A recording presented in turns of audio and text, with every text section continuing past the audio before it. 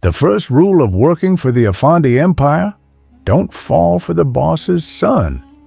But when his smoldering gaze follows my every move and his touch lingers just a second too long, rules were meant to be broken. Today was Hoor's first day at the office. On her way, she picked up a bouquet of roses, a small gift for her new boss, Aram Afandi, as a gesture of goodwill. Punctual and polished, Hoor arrived right on time alongside Aram's sons, Shahryar and Saram. Surprisingly, Shahryar Afandi, usually the latecomer, was already there. Hoor didn't wear a niqab, but she draped herself modestly in an abaya with a loose scarf over her shoulders. Her professionalism left an impression on Shahryar, though he tried to ignore it. As she stepped inside, she headed straight to Aram's cabin. "Good morning, sir." She smiled softly, waiting for permission before entering. "These are for you." She handed him the roses. Aram raised a brow. "You didn't have to." "It's my first day," she replied, her voice warm yet reserved. "Thank you, my dear." He nodded approvingly. "Mr. Ansari will guide you through your tasks. If you have any doubts, don't hesitate to ask." "Of course, sir. Thank you." With that, Hoor made her way to her cabin, conveniently placed directly across from Shahryar's.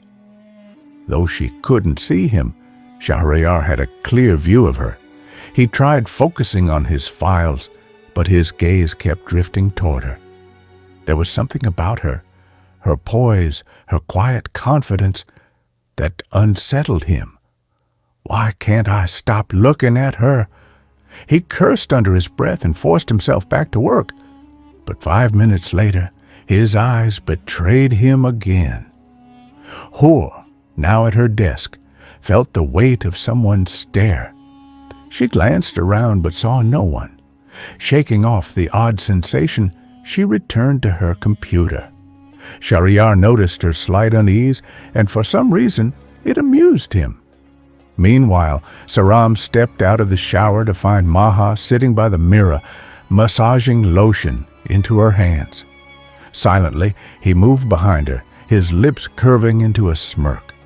"Darling, why the long face? I already said sorry." "I'm not upset," Maha replied, though her tone was light.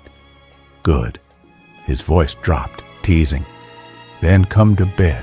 I need to feel you." Before she could protest, he swept her into his arms, carrying her to the bed.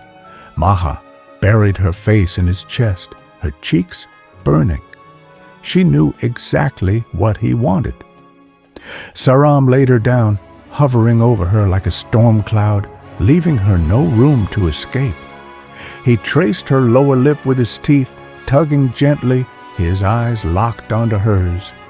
When she shyly looked away, he nipped harder, forcing her gaze back. A silent challenge. Maha gasped, her fingers clutching the bedsheet as his mouth claimed hers with bruising intensity.